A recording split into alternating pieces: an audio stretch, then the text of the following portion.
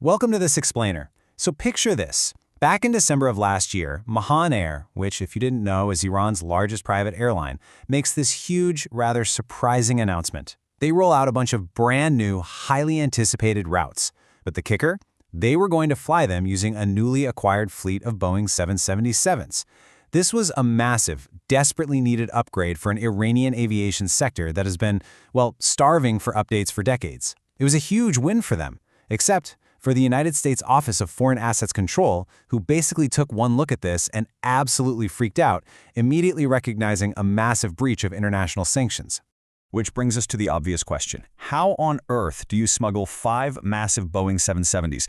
I mean, we really have to wrap our heads around just how mind-bogglingly illegal this whole thing was. There is literally not a single person, corporation, or government on this planet that is legally allowed to sell Boeing planes to Iran. The US government strictly forbids it. Full stop. And yet somehow 5 gigantic, wide-bodied commercial jets just magically fall into Iran's lap? Pulling off a heist of this sheer scale and audacity, it required incredible patience, insane organization, and a willingness to navigate an incredibly complex web of international smuggling. Okay, let's dive into exactly why this is so illegal. The technical mechanism behind this 46-year ban is something called the Export Administration Regulations, or EARs. Basically, the U.S. asserts this sort of global control over any item manufactured in America if it could potentially endanger the United States. And the really wild part? This applies no matter where that object physically is on the globe, or who currently holds the title to it. Because of Iran's nuclear programs, the U.S. enforces these rules incredibly strictly, and they've aggressively used them to block virtually any aviation parts from crossing into Iranian borders for nearly half a century. Now, you might be wondering, why don't they just bypass the US entirely and buy European planes? Well, here's the crazy part. Even European-made Airbus planes are totally banned from being sold to Iran. Why? Because these European aircraft almost always contain at least 10% American-made parts. And under US law, that measly 10% is literally enough to classify the entire plane as American-made. Boom! Suddenly the whole shebang falls entirely under the incredibly restrictive umbrella of those export administration regulations. So what does this all mean for Iran? The result of decades of these strict regulations is an Iranian aviation industry that's completely cut off from the global market. They're stuck with aging, unreliable, and, let's be honest, increasingly dangerous fleets. They simply don't have the luxury of just calling up Boeing or Airbus to place an order like any other country would. To get around this massive roadblock and keep their aviation industry from collapsing, they're basically forced to, well, do crimes. They had to put this highly coordinated, totally illicit operation into motion to quietly acquire these planes completely outside the boundaries of international law. And moving these massive jets completely off the radar required an absolutely wild global journey. It all starts at step 1, the Alice Springs Aircraft Boneyard. Now, this is located out in the incredibly dry, remote Australian outback. It's the kind of isolated place where major airlines dump their retired planes, specifically because, honestly, nobody asks questions out there. Iran set its sights on 5 retired Boeing 777-200s there that used to belong to Singapore Airlines. From the outback, these planes were carefully flown up to Lanka, China. They just sat there quietly for an entire year, before moving on to Siem Reap, Cambodia, acting as the final staging ground for their illicit dash into Iran. Now, what's really interesting about this slide is the sheer, laughable absurdity of the corporate entities used to bypass these global aviation rules. So first, in late 2023, the planes were supposedly purchased by a US-based company called Ion Aviation. Ion actually registers them with the FAA as good old American planes. But wait, you go to their website and it's literally just a single blank page. No info, nothing.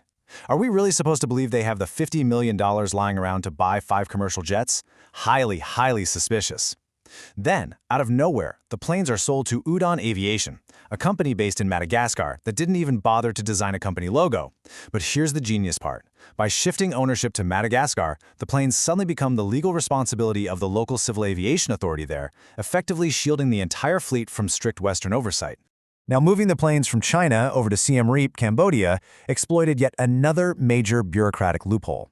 Let's just say Cambodia has less than stellar aviation oversight compared to the rest of the world. Actually, one source described it perfectly. They said this was the aviation equivalent of the kid at school whose parents didn't pack him a lunch, so he just showed up with a whole jar of Nutella and a spoon. I mean, it's a hilarious analogy, but it perfectly hits the nail on the head as to exactly why Siem Reap was the absolute perfect, weekly monitored staging ground for the final leg of this heist. Okay, but they still had to clear one final hurdle to evade the U.S. sanctions hammer. And the sheer audacity of the bureaucratic forgery they used is, honestly, it's surprisingly simple. First, our friends at Udon Aviation officially file a flight path to ferry the planes from Cambodia all the way over to Kenya, claiming they need maintenance.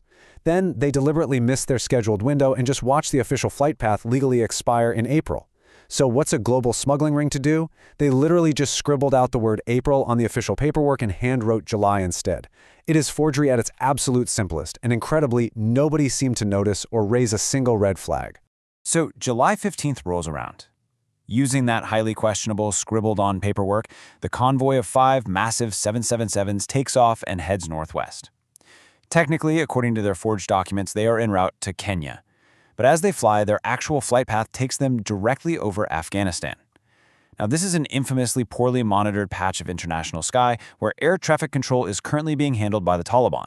And the second those planes crossed the border into that specific airspace, the final phase of the plan swung right into action. Literally the exact moment they entered Afghan airspace, the transponders on every single one of those 5 Boeing 777s were instantly turned off. They went completely dark. In the blink of an eye, 5 massive commercial airliners completely disappeared from global flight radar systems. Poof, gone. And instead of continuing on their stated path to Kenya for that so-called maintenance, the entire ghost convoy banked hard, secretly and safely, touching down right in Tehran. The heist was complete. From there, the planes were successfully absorbed directly into Mahan Air's active fleet. It's basically a happily ever after for the smugglers. Instead of just rotting away and eventually becoming flying boneyard scrap out in the Australian outback, these 5 wide-bodied jets became the shiny new modernizing crown jewels of Iran's largest private airline. They executed this massive, highly illegal upgrade of their entire fleet right under the watchful eyes of international authorities. The whole thing perfectly illustrates this absolutely brilliant symphony of bureaucratic failure. The United States is utterly furious right now. But you know what? Their hands are completely tied.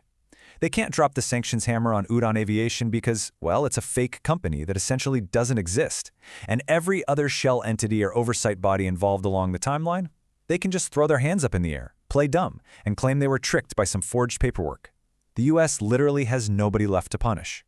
Now, smuggling 5 wide-bodied jets through Taliban airspace requires international shell companies, hand-forged documents, and, I imagine, an unbelievable amount of stress.